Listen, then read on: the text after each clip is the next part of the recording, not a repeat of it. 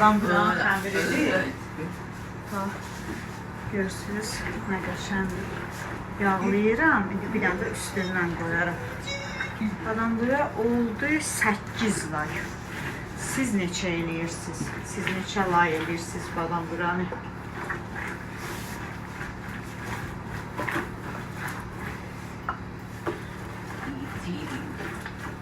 Bir iki saat istirahat eləyərəm. Saat 9-10'dan yəni başlayarım baklava pişirməyə. Yemək də yeməmişəm, söz. Amma heç ac deyiləm də. Heç ac deyiləm. Adam belə iş görəndə acmır. Baxın. Beni badamburanın xəmiri. Badamburaları da bükdüm, kəsdim. İndi atıram duxovkaya. Badamburamız da pişsin. Qaldı bir dənə paxlava. Oy, yoruldum.